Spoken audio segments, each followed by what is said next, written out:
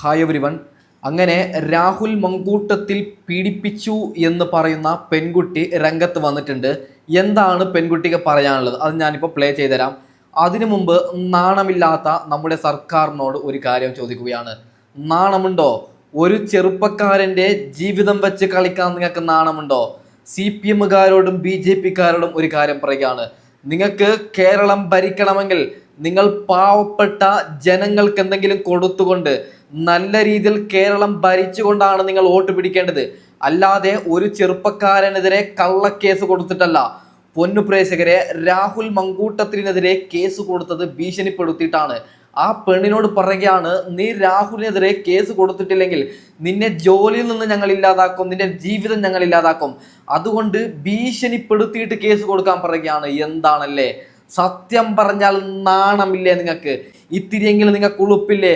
പൊന്നു പ്രേക്ഷകരെ, രാഹുലിന് നീതി കിട്ടുന്നത് വരെ ഞാൻ പോരാടും. നിങ്ങൾ ചെയ്യേണ്ടത് വീഡിയോ ഒന്ന് ഹൈപ്പ് ചെയ്ത് സബ്സ്ക്രൈബ് ചെയ്താൽ മാത്രം മതി. നാലാളിലേക്ക് സത്യം എന്തെന്ന് അറിയണം, അതുകൊണ്ടാണ് പറയുന്നത്. അപ്പോൾ എന്താണ് പെൺകുട്ടിക്ക് പറയാനുള്ളത്? നമുക്ക് പെൺകുട്ടി പറയുന്ന ഭാഗം സൈഡിൽ വെച്ച് തരാൻ പറ്റുന്നില്ല, കാരണം നിയമ തടസ്സമാണ്. അതിനെക്കുറിച്ച് രാഹുൽ ഈശ്വർ ക്ലിയർ ആയിട്ട് പറയുന്നുണ്ട്, നിങ്ങൾ അതൊന്ന് കേൾക്കണം. ഓക്കെ. പരാതിക്കാരിയെ നിർബന്ധിച്ച് പരാതി കൊടുപ്പിച്ചത്, പരാതിക്കാരിയെ ഭീഷണിപ്പെടുത്തി പരാതി കൊടുപ്പിച്ചത് ജനൻ TV ആണ് എന്നുള്ളതിന്റെ ഓഡിയോ റെക്കോർഡിംഗ്, ഈ പരാതിക്കാരി പറയുന്നത് തന്നെ ഓഡിയോ റെക്കോർഡിംഗ് രാഹുൽ മാങ്കൂട്ടത്തിൽ ഇന്നലെ ബഹുമാനപ്പെട്ട കോടതിയിൽ സമർപ്പിച്ചു. രാഹുൽ മാങ്കൂട്ടത്തിന്റെ പബ്ലിക് ഡൊമൈനിലുള്ള ബെയിൽ ആപ്ലിക്കേഷനിൽ ജനൻ TVയുടെ പേരടക്കം എടുത്ത് കാര്യങ്ങൾ പറഞ്ഞിട്ടുണ്ട്. ഇത് ഏതെങ്കിലും മാധ്യമം പറഞ്ഞു? പൊന്നു പ്രേക്ഷകരെ, ആ ഓഡിയോ ക്ലിപ്പ് നമുക്ക് വെക്കാൻ പേടിയാണ്, കാരണം നിയമ തടസ്സമുണ്ട്. ഇല്ലെങ്കിൽ ആ ഓഡിയോ ക്ലിപ്പ് ഞാനിപ്പോൾ പ്ലേ ചെയ്തേനെ. അതായത് കോടതിയിൽ എത്തേണ്ടടുത്ത് എത്തിക്കഴിഞ്ഞു. ജനൻ TV ഭീഷണിപ്പെടുത്തിയിട്ടാണ് യുവതിയോട് കേസ് കൊടുക്കാൻ പറഞ്ഞത്. എന്താ അല്ലേ ഇതൊക്കെ? അതായത് രാഹുൽ നിരപരാധി എന്ന് കോടതിയിൽ തെളിഞ്ഞു കഴിഞ്ഞാൽ ഞങ്ങൾ ഈ തെളിവുകളൊക്കെ പുറത്തുവിടും. ഇപ്പോൾ തെളിവ് പുറത്തുവിട്ടാൽ ഉള്ള പ്രശ്നം, തെളിവ് ഇവന്മാർ നശിപ്പിക്കും. അതുകൊണ്ടാണ് തെളിവ് കൂടുതൽ ഞങ്ങൾ പുറത്തുവിടാത്തത്. ഓക്കെ, ബാക്കിയും കൂടി ഇഷ്ടം പോലെ തെളിവുകൾ രാഹുൽ ഈശ്വർ തന്നെ പറയുന്നത്, നമുക്ക് കേട്ട് നോക്കാം. തെളിവ് സഹിതം എന്ന് പറഞ്ഞാൽ രാഹുൽ കോടതിയിൽ സമർപ്പിച്ച തെളിവ് സഹിതം നിങ്ങൾക്ക് മുമ്പിൽ അവതരിപ്പിക്കുകയാണ്. ഇത് രാഹുൽ മാങ്കൂട്ടത്തിന്റെ കോടതിയിൽ സമർപ്പിച്ച രേഖയാണ്. രാഹുൽ മാങ്കൂട്ടത്തിന്റെ കോടതിയിൽ സമർപ്പിച്ച രേഖ. ഇനി അതിൽ പെൺകുട്ടിയുടെ ഐഡന്റിറ്റി റിവീൽ ചെയ്യുന്ന ഒന്നും ഞാൻ പറയില്ല. ഞാൻ ജനൻ TVയെ കുറിച്ചാണ് ഈ വീഡിയോ ചെയ്യുന്നത്. രാഹുൽ മാങ്കൂട്ടത്തിനെ കുറിച്ചാണ്. ആ പെൺകുട്ടിയുടെ ഐഡന്റിറ്റി റിവീൽ ചെയ്യുന്ന ഒരു കാര്യവും ചെയ്യില്ല. ഉദാഹരണം, ജനൻ TV എങ്ങനെയാണ് പെൺകുട്ടിയെ നിർബന്ധിച്ചത് പോലും ഞാൻ പറയില്ല. കാര്യം അത് വേണമെങ്കിൽ പെൺകുട്ടിയുടെ ഐഡന്റിറ്റി റിവീലിംഗ് എന്ന് പറഞ്ഞാക്കാം. പക്ഷേ പബ്ലിക് ഡൊമൈനിലുള്ള മറച്ചു വെക്കട്ടെ. ഇനി നിങ്ങള് മറ്റേ എന്താ പറയണേ, അങ്ങനെ പോലും കാണരുതെന്ന് വെച്ചാൽ ഇത് ബഹുമാനപ്പെട്ട കോടതിക്ക് മുമ്പിൽ രാഹുൽ കൊടുത്ത ബെയിൽ ആപ്ലിക്കേഷനാണ്. ആ ബെയിൽ ആപ്ലിക്കേഷനിലെ പ്രസക്ത ഭാഗങ്ങൾ ആ പെൺകുട്ടിയുടെ ഐഡന്റിറ്റി മറച്ചിട്ട് ഞാൻ എടുത്തു വെച്ചിട്ടുണ്ട്. ഇതെന്തിനാണ് രാഹുൽ ഈശ്വർ അവരുടെ പേരോ ഒന്നും പറയുന്നില്ല? പൊന്നു പ്രേക്ഷകരെ, എങ്ങനെയെങ്കിലും രാഹുൽ ഈശ്വറിനെ പൂട്ടാൻ യുവന്മാർ ചിന്തിക്കുകയാണ്. ഇപ്പോൾ ആ പെൺകുട്ടിയുടെ പേര് ഞാനോ രാഹുൽ ഈശ്വറോ പറഞ്ഞു കഴിഞ്ഞാൽ ഞങ്ങൾക്കെതിരെ കേസ് വരും. എന്തിനാണ് അതിജീവിതയുടെ പേര് പറഞ്ഞത്? മിനിമം ഒരു 3 ദിവസമെങ്കിലും രാഹുൽ ഈശ്വറിനെ പൂട്ടാൻ പറ്റും. ആ 3 ദിവസം പൂട്ടിക്കഴിഞ്ഞാൽ ഇവിടെ നമ്മുടെ രാഹുൽ മങ്കൂട്ടത്തിനെതിരെ സംസാരിക്കാൻ ആളില്ല. അതുകൊണ്ട് രാഹുൽ ഈശ്വർ അതുകൊണ്ടാണ് പേര് പറയാത്തത്, മറ്റു വോയിസ് ക്ലിപ്പും കാര്യങ്ങളൊന്നും വെക്കാത്തത്. ഓക്കെ, ബാക്കിയും കൂടി കേട്ട് നോക്കാം. ആ മറച്ചിട്ട് ഞാൻ എടുത്തു വെച്ച കാര്യം നിങ്ങൾക്ക് മുമ്പിൽ അവതരിപ്പിക്കാം. The victim herself informed, അതായത് നമ്മുടെ ആ പരാതിക്കാരി തന്നെ പെറ്റീഷണറെ ഇൻഫോം ചെയ്തിട്ടുണ്ട്. Janam channel has asked her to file a complaint against the petitioner. അതിന്റെ കാരണമുണ്ട്. ആ കാരണം ഞാൻ പറയൂല. കാരണം പറയുകയാണെങ്കിൽ ദൂരെ കൂടെയെങ്കിലും വിക്ടിമിനെ ഐഡന്റിഫൈ ചെയ്യാന്ന് പറഞ്ഞ് എന്നെ അറസ്റ്റ് ചെയ്യാൻ വരും.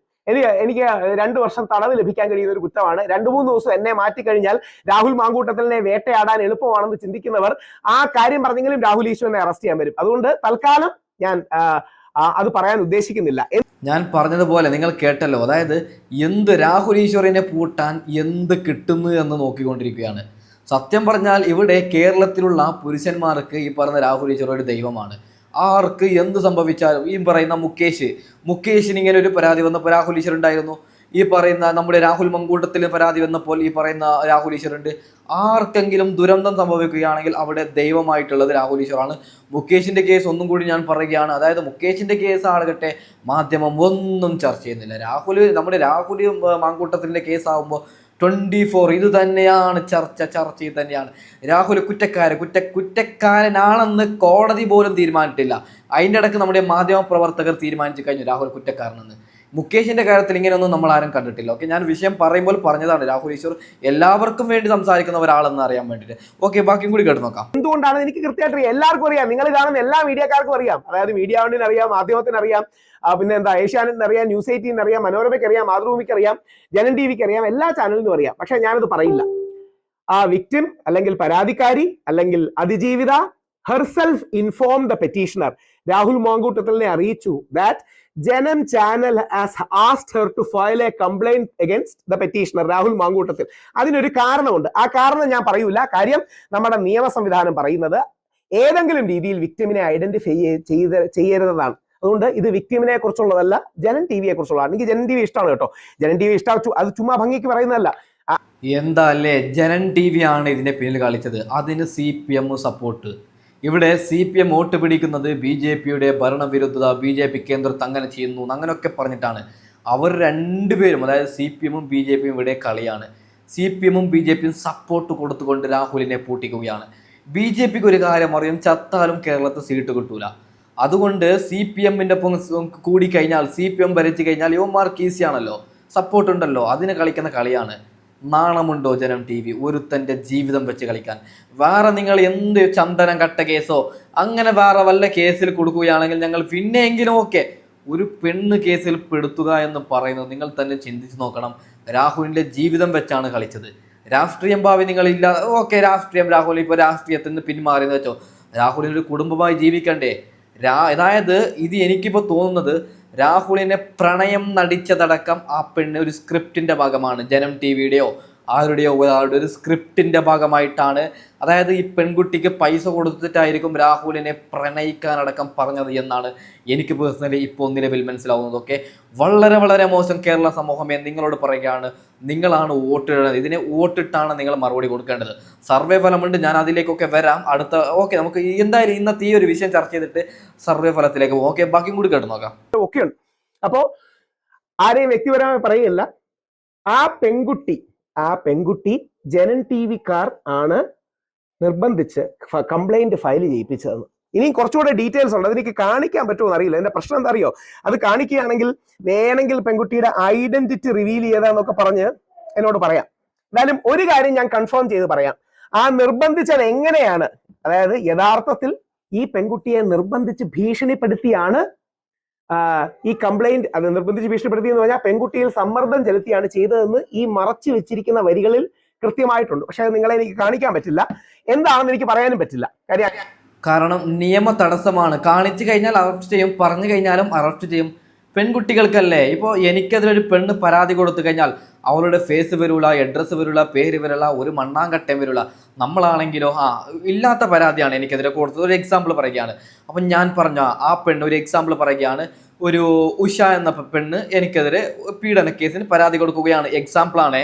ഓക്കെ, അപ്പം ഞാൻ ഇവിടെ ഇരുന്ന് പറയുകയാണ്, ഞാൻ അവളെ തൊടാൻ പോലും ഒന്നിനും പോയിട്ടില്ല, അവൾ കേസ് കൊടുക്കും. ഞാൻ വെറുതെ പറയുകയാണ്, ഉഷ എന്ന പെണ്ണിനെ ഞാൻ കണ്ടിട്ടില്ല, അപ്പം എനിക്ക് എക്സ്ട്രാ കേസ് ഉഷ എന്ന പെണ്ണിൻ്റെ പേര് പറഞ്ഞതുകൊണ്ട്. അപ്പോൾ നിങ്ങൾക്ക് മനസ്സിലായല്ലോ. അതായത് ഇപ്പോൾ കള്ളക്കേസ് കൊടുത്തു കഴിഞ്ഞാലും, ഉള്ളത് കൊടുത്തു കഴിഞ്ഞാലും, ഇല്ലാത്തത് കൊടുത്തു കഴിഞ്ഞാലും, പെൺകുട്ടികളുടെ പേര് പറഞ്ഞാലോ അവരുടെ അഡ്രസ്സ് പറഞ്ഞാലോ എന്ത് പറഞ്ഞാലോ നമുക്ക് കേസാണ്. എങ്ങനെയാണ് ഈ കാലഘട്ടത്തിൽ ജീവിക്കേണ്ടത്? നിങ്ങൾ തന്നെ നോക്കൂ, രാഹുൽ മങ്കൂട്ടത്തിലിന് ഇല്ലാത്ത കേസ് കൊടുക്കുകയാണ്. അതിനുശേഷം അത് ഇല്ല എന്ന ആ പെൺകുട്ടിയുടെ പേര് പറഞ്ഞു കഴിഞ്ഞാൽ നമ്മൾ അകത്താണ്. അതാണ് ഇവിടെ രാഹുൽ ഈശ്വർ നിയമം പഠിച്ച വലിയൊരു വക്കീലാണ്. അദ്ദേഹത്തിന് ക്ലിയറായി കൃത്യമായിട്ട് അറിയാം നിലവിലെ അവസ്ഥയിൽ രാഹുൽ മങ്കൂട്ടത്തിനെതിരെ സംസാരിക്കാൻ ആളില്ല. എന്തിനു വേണം, കോൺഗ്രസ്സുകാർ പോലും സംസാരിക്കുന്നില്ല. കാരണം ഇലക്ഷന് വരാനിരിക്കുകയാണ്. ഇപ്പോൾ ഈ പറയുന്ന ഷാഫി പറമ്പിലോ ഈ പറയുന്ന VD സതീശനോ രാഹുൽ മങ്കൂട്ടത്തിന് സപ്പോർട്ടായി ചാനൽ ചർച്ചയിൽ ഇരുന്ന് കഴിഞ്ഞാൽ, അതായത് പ്രതിപക്ഷ ഈ പറയുന്ന LDF-ഉം BJP-യും എന്ത് പറയും, പീഡന വീരന് സപ്പോർട്ട് കൊടുത്തു എന്ന് വെറുതെ പറയും. ഇത് കേരളമാണ്. അങ്ങനെ വാർത്ത കൊടുത്തു കഴിഞ്ഞാൽ, അതായത് പീഡന വീരന് ഷാഫി പറമ്പിലും VD സതീശനും സപ്പോർട്ട് കൊടുക്കുന്നു എന്ന് ചാനലുകൾ അങ്ങനെ വിളിച്ച് പറയും. ഇപ്പോൾ ഷാഫി പറമ്പിൽ സപ്പോർട്ട് കൊടുത്തു കഴിഞ്ഞാൽ, അങ്ങനെ വാർത്ത വന്നു കഴിഞ്ഞാൽ 100 പേരാണ് ആ വാർത്ത കാണുന്നതെങ്കിൽ 90 പേർക്ക് മനസ്സിലാവും അത് ഇവന്മാർ വെറുതെ പറയുന്നതെന്ന്. 10 പേർ വിചാരിക്കും, ഓ അതെയാണോ, ഇവൻ അതായത് രാഹുൽ മാങ്കൂട്ടത്തിൽ പീഡിപ്പിച്ച് അദ്ദേഹത്തിന് ഷാഫി പറമ്പിൽ സപ്പോർട്ട് കൊടുക്കുന്നു അങ്ങനെ വിചാരിക്കും. അതുകൊണ്ടാണ് ഇലക്ഷന് വരുന്നത് കൊണ്ടാണ് ഷാഫി പറമ്പിലും വി ഡി സതീശനൊക്കെ മുമ്പിലിരുന്ന് കളിക്കാത്തത്. അങ്ങനെ പറഞ്ഞിട്ട് ഇവൻ അതായത് ഷാഫി പറമ്പിൽ രാഹുലിന്റെ കൈവിട്ടു എന്ന് നിങ്ങൾ ഒരിക്കലും വിചാരിക്കേണ്ട. പിന്നിൽ ഭീമമായ കളികൾ നടക്കുന്നുണ്ട്. അതായത് ഷാഫി പറമ്പിലിന്റെ പേരിൽ വലിയൊരു പട തന്നെ ഇറങ്ങിയിട്ടുണ്ട് രാഹുലിനെ സംരക്ഷിക്കാൻ വേണ്ടി. പക്ഷെ ന്യൂസ് ഇങ്ങനെ ചർച്ചയുടെ മുമ്പിൽ ഷാഫിക്ക് ഇരിക്കാൻ പറ്റുന്നില്ല. കാരണം ഇലക്ഷനാണ് വരാൻ പോകുന്നത്. എന്തെങ്കിലും ഇപ്പൊ ചാനൽ ചർച്ചയിൽ രാഹുലിന് വേണ്ടി വാദിക്കുമ്പോൾ ഷാഫി പറമ്പിൽ അറിയാതെ എന്തെങ്കിലും പറഞ്ഞു കഴിഞ്ഞാൽ അത് പണിയാണ്. ഇങ്ങനെ പറയും യുവന്മാരിങ്ങനെ വാർത്ത കൊടുക്കും. ഏഷ്യനെട്ടുള്ള എല്ലാ വാർത്തയും പീഡന ഷാഫി പറമ്പിൽ സപ്പോർട്ട് കൊടുത്തു. അപ്പൊ നമുക്കെല്ലാവർക്കും അറിയാം രാഹുലിനെ പെടുത്തിയതാണ്, രാഹുൽ മങ്കൂട്ടത്തിലിനെ പെടുത്തിയതാണ് നമുക്കെല്ലാവർക്കും അറിയാം. ഇനിയിപ്പോൾ കുറേ പണിയുണ്ട്. അതായത് കോടതിയിൽ നിന്ന് കേസായിട്ട് കോടതിയെ തീരുമാനിക്കണം. ഇതിപ്പോൾ എത്ര വർഷമെടുക്കും രാഹുൽ നിരപരാധി എന്നറിയാൻ വേണ്ടിയിട്ട്. സത്യം പറഞ്ഞാൽ ഇതാരാണ് ഇതിന്റെ ഈ ഒരു സ്ക്രിപ്റ്റിന്റെ ഭാഗം ആദ്യം റെഡിയാക്കിയത്? അവന് ഇവൻ ചാവുന്നതിന് മുമ്പ് അനുഭവിക്കുമെന്ന് ഞാൻ പറയുകയാണ്. അവനോട് ദൈവം ചോദിക്കുമെന്ന് ഞാൻ പറയുകയാണ്. കാരണം ഒരാൾക്കും ഇങ്ങനെ ഒരു ഗതി വരരുത്. ഓക്കെ, സത്യം പറഞ്ഞു കഴിഞ്ഞാൽ ഭരണം കിട്ടാൻ വേണ്ടി എന്ത് തെണ്ടിത്തരവും ചെയ്യുമെന്ന് നിങ്ങൾക്ക് മനസ്സിലായല്ലോ. അതായത് BJP നേതാവിന്റെ ഭാര്യയാണ് രാഹുലിനെ പ്രണയം നടിച്ചത്. അത് നമ്മുടെ രാഹുൽ ഈശ്വറാണ് പറഞ്ഞത്, BJP നേതാവിന്റെ ഭാര്യ. അപ്പോൾ അയാളും കൂടി അറിഞ്ഞിട്ടാണോ സ്വന്തം ഭാര്യ ഇതിലേക്ക് വിട്ടുകൊടുത്തത് എന്ന് നമ്മൾ ചർച്ച ചെയ്യേണ്ട ഒരു കാര്യമാണ്. സത്യം പറഞ്ഞു കഴിഞ്ഞാൽ ആ പെണ്ണിന്റെ പൈസക്ക് വേണ്ടിയിട്ട് എന്തും ചെയ്യും. ഇപ്പോൾ എനിക്കെതിരെ ഒരു പെണ്ണ് ഒരു 10 ലക്ഷം കൊടുക്കാന്ന് പറഞ്ഞിട്ട് കേസ് കൊടുക്കും. എന്ത്, അവളുടെ പേരും വരുന്നില്ല, ഒരു മണ്ണാങ്കട്ടയും വരുന്നില്ല. ആദ്യം ഈ ഒരു നിയമത്തെയാണ് നമ്മൾ ഇല്ലാതാക്കേണ്ടത്. ഓക്കെ, ആരെങ്കിലും ഏതെങ്കിലും ഒരു പെണ്ണ് കള്ള കേസ് കൊടുക്കുകയാണെങ്കിൽ, കള്ള സ്ക്രീൻഷോട്ട് കൊണ്ടുവരികയാണെങ്കിൽ അതിനെ സത്യസന്ധമായി അന്വേഷിച്ച് അത് കളവാണെന്ന് തെളിഞ്ഞു കഴിഞ്ഞാൽ ആ കേസ് കൊണ്ടുവന്ന അവളെ തൂക്കുകയറിൽ കൊല്ലണമെന്നാണ് ഞാൻ പറഞ്ഞത്. മേലിൽ, അതായത് ഇനി മേലിൽ അങ്ങനെ കള്ള വാർത്ത ആർക്കും കൊടുക്കരുത്. ഇതിപ്പോൾ നാളുകളിൽ നമ്മൾ കേൾക്കും, ഇന്ന് രാഹുൽ മങ്കൂട്ടത്തിലാണ്, നാളെ രാഹുൽ ഈശ്വറാണ്, അതിനുശേഷം ഞാനാണ്, പിന്നെ നടന്മാരാണ്. ഇങ്ങനെ എല്ലാവർക്കും നിങ്ങൾ തന്നെ നോക്കണം. ഹെമ കമ്മിറ്റി റിപ്പോർട്ട്, എല്ലാ സിനിമാ നടന്മാരും പീഡിപ്പിച്ചു എന്ന് പറഞ്ഞിട്ട് അവർ വലിയ നല്ലവരെന്നൊന്നും ഞാൻ പറയുന്നില്ല. അപ്പോൾ ഇതിൻ്റെ പിന്നിലൊക്കെ വലിയ ഗൂഢാലോചനയാണ് നടക്കുന്നത്. ആരോ ഒരാൾ ഇങ്ങനെ പ്ലാൻ ചെയ്ത് പൈസ കൊടുത്തു കഴിഞ്ഞാൽ എന്തും പറയും. ഒരു പെണ്ണിന് പൈസ കിട്ടി കഴിഞ്ഞാൽ ഒരു കംപ്ലൈൻ്റ് ആണ് കൊടുക്കുക. പിന്നെ എടുത്തേക്കും പോകണ്ട, കോടതിക്ക് പോലും പോകണ്ട, ആരെങ്കിലും ഒരാൾ കയറിയാൽ മതി. അതിജീവിത സത്യം പറഞ്ഞാൽ ഈ അതിജീവിതന്മാരെയാണ് ആദ്യം ഞാൻ പറഞ്ഞു വരുന്നത്. അതായത് നീതി കിട്ടണം. ഇപ്പൊ ആരെങ്കിലും പീഡിപ്പിക്കുന്നുണ്ട് റിയൽ ആയിട്ട്, അങ്ങനെയുള്ളവർക്ക് നമ്മൾ ശിക്ഷ കൊടുക്കണം. ഇപ്പോൾ അങ്ങനെയൊന്നുമില്ല നമ്മുടെ നാട്ടിലിപ്പോൾ റിയൽ ആയിട്ട് നീതി കിട്ടിയ പെൺകുട്ടികൾ ആരെങ്കിലും ഉണ്ടോ? അതായത് ഇപ്പൊ റിയൽ ആയി റോഡ് സൈഡിൽ നടന്നു പോകുന്ന പെണ്ണിനെ ക്രൂരമായി കാറിൽ കയറ്റി പീഡിപ്പിക്കുന്നു. അങ്ങനെയുള്ളവർ 3 മാസത്തിൽ പുറത്തു വരികയാണ്. ഒന്നും ചെയ്യാത്ത രാഹുൽ മങ്കൂട്ടത്തിനെ പോലുള്ളവരെയാണ് അറസ്റ്റ് ചെയ്യുന്നത്. ഈ നിയമത്തെയാണ് നമ്മൾ ഇല്ലാതാക്കേണ്ടത്. കള്ള സ്ക്രീൻഷോട്ടും കള്ള എന്തെങ്കിലും കൊണ്ടുവന്നാൽ ആരാണ് കൊണ്ടുവന്നത് അവരെ പിടിച്ചിട്ടാണ് അകത്തിടേണ്ടത്. സത്യം പറഞ്ഞാൽ നിയമത്തോട് വളരെ പുച്ഛമാണെന്ന് തോന്നുന്നത്. അപ്പോൾ രാഹുൽ മങ്കൂട്ടത്തിന് വേണ്ടി ഞാൻ ശബ്ദമുയർത്തും. നിങ്ങളും എന്നോടൊപ്പം ഉണ്ടാവണം, ലൈക്ക് ചെയ്യണം, സബ്സ്ക്രൈബ് ചെയ്യണം, കൂടെ ഉണ്ടാവണം. തുടർന്ന് നമ്മൾ നീതി കിട്ടുന്നത് വരെ രാഹുൽ മങ്കൂട്ടത്തിന് വേണ്ടി വീഡിയോ ഇടുന്നതാണ്. അപ്പോൾ ഇതാണ് ഞാൻ വൈൻഡപ്പ് ചെയ്യുന്നത്. Okay, by.